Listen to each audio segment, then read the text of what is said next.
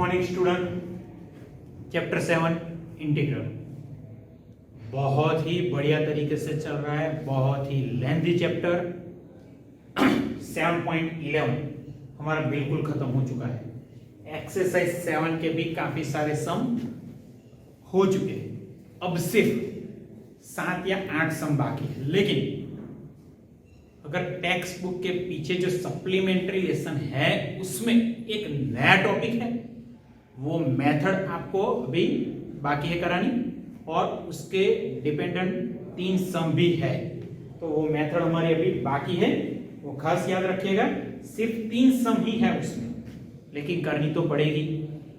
और हर लेक्चर की तरह बार बार लगातार बोल रहा हूं, प्रैक्टिस करिएगा फॉर्मूला की, एग्जाम्पल की, सब की। ओके, चलो स्टार्ट करते हैं। एक्सरसाइज 7 सम नंबर 30 क्या है? इंटीग्रेशन 0 to पाई, और हमारा फंक्शन है x tan x upon sec x plus tan x dx। Now I use property of definite integral, property number 4 on 5। Now I put x is equal to upper limit plus lower limit minus x, that means I put x is equal to pi plus 0, that is pi minus x। Now I put here x is equal to pi minus x here, integration 0 to pi, put x is equal to pi minus x in here, tan pi minus x in denominator, sec pi minus x plus tan pi minus x dx। Now see here, there are only one angle which is pi minus x, and we know that pi minus x lies in which quadrant? Second quadrant, and in second quadrant sine and cosec function, only these two functions are positive, remaining are negative। And here tan and sec, both functions are negative in second quadrant, and see pi, that means function doesn't change। Okay, function change होने वाला नहीं है। Integration 0 to pi, pi minus x tan, okay, now minus tan x in denominator, sec pi minus x, that is minus sec x minus tan x dx। See here, from numerator and denominator minus common and cancel, then I is equal to integration 0 to pi, pi minus x into tan x in denominator, sec x plus tan x dx। अब देखिएगा, tan x अपन sec x plus tan x को मैं multiply करता हूं यहां bracket में, पहले पाई बाद में x के साथ। तो I is equal to integration 0 to pi, pi into tan x in denominator, sec x plus tan x dx, minus integration 0 to pi, x into tan x in denominator, same sec x plus tan x। See here, this term same as our question। That means I write second term is equal to I। Okay, I write this second term is equal to I, and in first term pi which is constant, then I take outside, and sec and tan I convert into sine and cos function। Okay, see here, I is equal to pi, I take outside, integration 0 to pi, tan x, then in numerator sin x upon cos x, in denominator sec, that means 1 upon cos plus tan function, and I write sin upon cos dx, and this second term is equal to now now see here,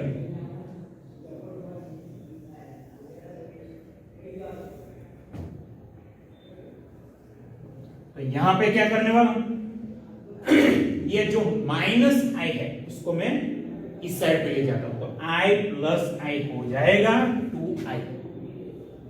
तो यहाँ पे हो गया 2i और ये जो पाई है वो वैसा का वैसा ही इंटीग्रेशन 0 to पाई। अब देखो डिनोमिनेटर में डिनोमिनेटर सेम है तो डिनोमिनेटर में हो जाएगा 1 plus sign divide by cos और यहाँ पे भी डिनोमिनेटर में कॉस है यहाँ पे भी कॉस, तो कॉस फंक्शन हमारा कैंसिल हो जाएगा। तो कौन सी टर्म बचेगी न्यूमरेटर में, तो सिर्फ बचेगा sin x और डिनोमिनेटर तो 1 प्लस sin x। तो यहाँ पे हो जाएगा sin x upon 1 plus sin x dx। Now sin denominator 1 plus sin, okay, then multiply and divide by conjugate of 1 plus sin which is 1 minus sin x, okay, तो 1 minus sin x से multiply करेंगे और divide भी करने वाले हैं। 2i is equal to pi integration 0 to pi sin x upon 1 plus sin x into 1 minus sin x divided by 1 minus sin x। 2i is equal to pi as it is integration 0 to pi। Now sin x multiply with 1 minus sin, it gives sin x minus sin square x and c in denominator 1 plus sin 1 minus sin, we get 1 minus sin square and that means cos square x dx। Now these two I take in denominator, then I is equal to pi by 2 integration 0 to pi sin x, now here sin x minus sin square upon cos square x, then split sin x upon cos square x, sin x upon cos x into cos x। First sin upon cos we get tan x into 1 upon cos that is sec x। तो यहाँ पे sin x upon cos square x तो हमको मिलेगा sec x into tan x minus sin square upon cos square we get simple tan square x dx। और हम sec x into tan x का integration जानते हैं, क्या होगा sec x, लेकिन tan square x का डायरेक्ट इंटीग्रेशन नहीं है तो हम आइडेंटिटी का यूज करेंगे और वो ऑलरेडी हम 10th में पढ़ चुके हैं। कौन सी identity, sec square x minus tan square x is equal to 1।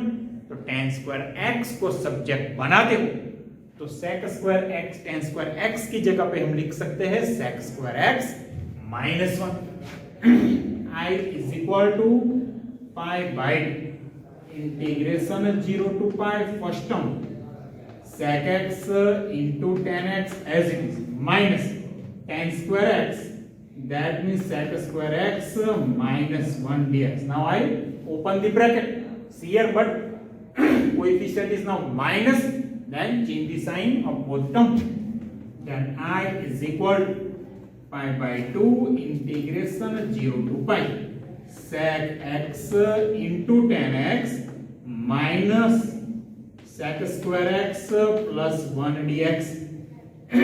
Now integrate all the term, then we get I is equal to pi by 2 as it is integration of sec x into tan x which is sec x minus integration of sec square x। सोचो sec square x कौन से function का derivative है, तो tan x का, तो sec square x का integration हो जाएगा tan x और 1 जिसका इंटीग्रेशन होगा x 0 to, now I apply upper limit and minus lower limit pi by 2। see here first value of sec pi, we know the value of sec pi which is minus 1, value of tan pi obvious 0 and put x is equal to now pi here minus out। Now I apply a lower limit and our lower limit is 0, put here sec 0 that is 1 tan 0 0 x is equal to 0। Now open the bracket and we get our final answer which is pi by 2 as it is pi minus 1 we get pi minus 2। तो जो हमको prove करना था, जो चाहिए था वो हमको मिल गया है, तो ये हमारा आंसर है। ओके, अब एक और सम की बात करते हैं और वो है 37 of exercise number 7। Exercise 7 sum number 37। हमारा क्वेश्चन है प्रूव दैट, क्या प्रूव करना है? Integration 0 to pi by 2, integration 0 to pi by 2 sine cube x dx is equal, हमको चाहिए 2/3। कैसे काम करेंगे भाई? साइन क्यूब है, इसका डायरेक्ट इंटीग्रेशन तो हम नहीं जानते, कैसे काम करेंगे? तो साइन 3 थीटा का फॉर्मूला हम ऑलरेडी पढ़ चुके हैं। साइन 3 थीटा का formula 34, that means 3 sin theta minus 4 sin cube theta. वही फॉर्मूला का यूज करेंगे और उसमें से sin क्यूब x को सब्जेक्ट बनाएंगे। देखते हैं कैसे काम करेंगे। तो यहां पे मैं लिख लेता हूं, we know that sin 3x is equal to 3 sin x minus 4 sin cube x minus 4 sin cube x। तो यहां पे sin cube x को मैं सब्जेक्ट बनाता हूं, minus 4 sin cube x take this side and plus 4 sin cube x is equal to 3 sin x as it is, sin 3x take opposite, we get minus sin 3x, and then sin cube x 4 take opposite, then we get 1/4 bracket 3 sin x minus sin 3x। मिल गया। sin cube x की जगह पे हम लिखेंगे 1/4 bracket 3 sin x minus sin 3x। therefore I is equal to integration 0 to pi by 2 sin cube x dx, और sin cube x की जगह पे मैं ये लिखने वाला हूं, लेकिन 1/4 जो कि कांस्टेंट है तो मैं इसको बाहर लेने वाला हूं। तो I is equal to 1/4 integration 0 to pi by 2 bracket 3 sin x minus sin 3x dx। अब बहुत ही इजी इंटीग्रेशन है। तो I is equal to 1/4 integration 3 as it is। Integration of sine function cos x नहीं है भाई, sin x का integration है minus cos x, और डिनोमिनेटर में लिखो x का कोएफिशिएंट, लेकिन यहाँ पे x का कोएफिशिएंट 1 है तो डिनोमिनेटर में 1 आएगा, तो वो मैं लिखता नहीं हूं। और sin 3x का इंटीग्रेशन होगा minus cos 3x, then minus minus plus cos 3x divide by 3 which is coefficient of x, and our limit 0 to pi by 2। See here I is equal to 1/4. First I apply upper limit, that means now I put x is equal to pi by 2. See here value of cos pi by 2 0, same way value of cos 3 pi by 2 0, minus now I apply lower limit, but our lower limit is 0. Put here x is equal to 0, value of cos 0 1, then our answer is minus 3, plus same here value of x is 0 and value of cos 0 1, denominator 3 as it is। I is equal to 1/4 minus 3 plus 1/3, minus 3 plus 1/3, 3 3s are 9, minus 9 plus 1 we get minus 8/3, minus minus हो जाएगा plus 1/4 into 8/4 is 8, and we get a final answer I is equal to 2/8। तो जो भी हमको prove करना था वो हो गया। ओके, अभी एक या दो सम और लेने वाले हैं। ओके, बहुत ही easy some. Okay,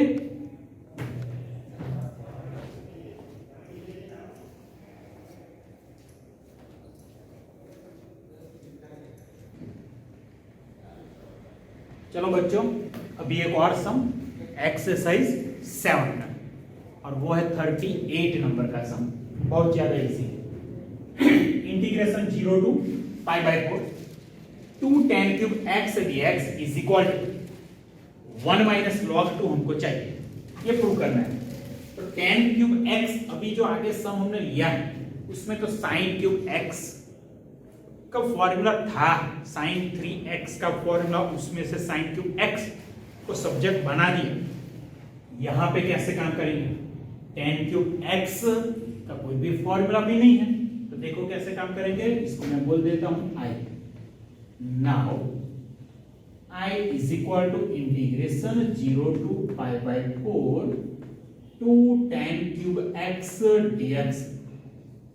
then I is equal to 2, I take outside first 0 to pi by 4, और जो हमारा tan क्यूब है उसके मैं दो पार्ट्स कर देता हूं। पहला पार्ट होगा tan x, okay, tan function सिर्फ, और दूसरा tan square x।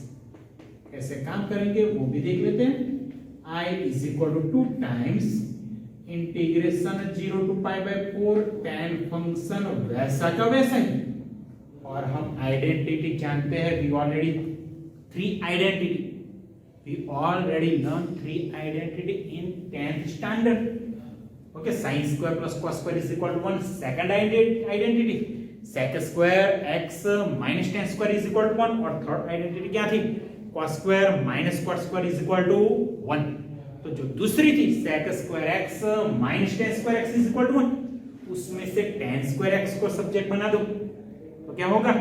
sec square x minus 1। यहाँ पे मैं लिख लेता हूं sec square x minus 1। अब tan x को ब्रैकेट में मल्टीप्लाई कर देने वाला हूं।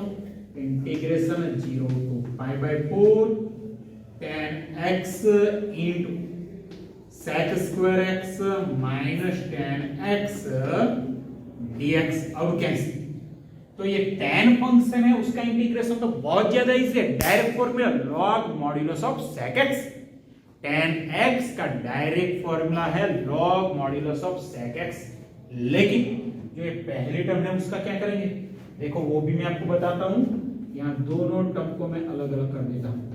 Integration 0 to pi by 4 into first I write tan x whole raised to 1 into sec square x, or we say that sec square x is equal to derivative of tan x, okay, minus 2 integration 0 to pi by 4 tan x dx। तो यहाँ पे क्या हो जाएगा? fx raised to n into f dash x। तो यहाँ पे tan x का डेरिवेटिव ऑलरेडी यहाँ पे है sec square x, fx raised to n into f dash x, then we write fx raised to n plus 1 upon n plus 1। Here I is equal to tan square x divided by limit 0 to pi by 4 minus 2 as it is, and integration of tan which is log mod sec x 0 to pi by 4। now we apply limit, और अब सम हमारा जो कि बहुत ही ज्यादा easy हो जाएगा। तो I is equal to here 2 as it is। now from denominator 2 I take outside, then 2 divided by 2, and also I apply the limit। first I apply upper limit, then put x is equal to pi by 4, and we know the value of tan pi by 4 which is 1 square 1, and minus, now I apply lower limit, but we have lower limit is 0, value of tan 0, we know the value of tan 0 which is 0, minus 2 as it is। same here, first apply upper limit, then I put x is equal to pi by 4 and we know the value of sec pi by 4 which is root 2, then we get first term here log root 2 minus, now I apply lower limit, that is 0, put here x is equal to 0, then we get log modulus of sec 0, and we know the value of sec 0 which is 1, and I write here log 1, 2 cut, then I is equal to 1 minus 0, we get 1, minus 2 into log root 2, and we know the value of log 1 which is 0, but we want here 1 minus log 2, we already get 1, minus 2 into log root 2, then I write log 2 raised to 1 by 2, and we know the property of log function, okay, we know the property of logarithmic function, we take this power in numerator, then I is equal to 1 minus 2 into 1/2 log 2 to cut, and we get our answer 1 minus log 2. Okay, we get our result. Okay, बहुत ही ज्यादा easy सा। और एक MCQ की बात कर लेता हूं और लेक्चर यहीं पे खत्म करूंगा। ओके, एक और एमसीक्यू की बात कर लेता हूं। कौन सा? एमसीक्यू नंबर 41 हो चुका है, 42 भी हो चुका है, तो एमसीक्यू नंबर 43। एमसीक्यू नंबर 43 बहुत ही ज्यादा अच्छा, और एग्जाम के लिए मैं इसको आईएमपी भी बोलूंगा। ओके, 1 मार्क्स के लिए बहुत ही ज्यादा अच्छा सम है। देखते हैं। If f of a plus b minus x is equal to fx, then integration a to b x into fx dx is equal to blank। तो यहां पे हमको क्या दिया हुआ है? तो यहां पे f of a plus b minus x is equal to fx, ये हमको कंडीशन दी हुई है। तो हमको क्या फाइंड करना है? Integration a to b x into fx dx। तो उसका आंसर क्या आएगा वो देखते हैं। तो इसको मैं बोल देता हूं पहले i। Now i is equal to integration a to b x fx dx। First I use property of definite integral, और प्रॉपर्टी नंबर 4 है या फिर 5 है, तो उसमें क्या करेंगे? x की जगह पे मैं लिखने वाला हूं upper limit plus lower limit minus x। That means I put x is equal to b plus a minus x और a plus b minus x। Here I is equal to integration a to b, put x is equal to now a plus b minus x, same here a plus b minus x dx। लेकिन f of a plus b minus x is equal to fx, ये result हमको already दिया हुआ है, तो इसकी जगह पे मैं लिखने वाला हूं fx, and I is equal to a to b, first bracket a plus b as it is, and now I put f of a plus b minus x is equal to fx। तो ये जो bracket में जितनी भी term है उसके दो parts बना देता हूं। कौन से? a प्लस b को एक ब्रैकेट में रखता हूं और दूसरा माइनस x, fx dx। अब ब्रैकेट में मल्टीप्लाई करूंगा fx को पहले a प्लस b के साथ और बाद में x के साथ मल्टीप्लाई करने वाला हूं। तो I is equal to integration a to b a plus b fx dx minus integration a to b x into fx dx। लेकिन ये देखो क्या होगा, x into fx dx same as our question or same as our I, then I write here this term is equal to I, and see in first term a plus b which is constant, then I take a plus b outside, I is equal to a plus integration a to b fx dx minus I, and this minus I take this side, then we get 2i। Okay, यहां पे मैं लिख लेता हूं, तो 2i is equal to a plus b integration a to b fx dx, integration a to b fx dx। तो यहां पे जो 2 है उसको मैं डिनोमिनेटर में ले जाता हूं, तो हमको मिल गया i is equal a plus b by integration a to b fx dx। तो ये हमारा फाइनल आंसर हो गया। तो शायद ये ऑप्शन डी है, आप देख लीजिएगा, और ये एमसीक्यू भी हमारा खत्म। आज के लेक्चर में सिर्फ हमने 4 सम किए हैं, अभी 2 इलस्ट्रेशन बाकी है, और इसी एक्सरसाइज मिसलेनियस एक्सरसाइज 7 के 2 या 3 सम बाकी है, और सप्लीमेंट्री में एक मेथड बाकी है जिसमें सिर्फ 3 सम दिए हुए हैं, वो भी करने वाले हैं। तो कुल मिलाकर हमारा 2 या 3 लेक्चर का काम अभी बाकी है। ओके, तो इस चैप्टर की बार बार लगातार प्रैक्टिस करिएगा, फॉर्मूला बार बार लिखेगा तो बहुत ही अच्छा हो जाएगा। ओके, ठीक है।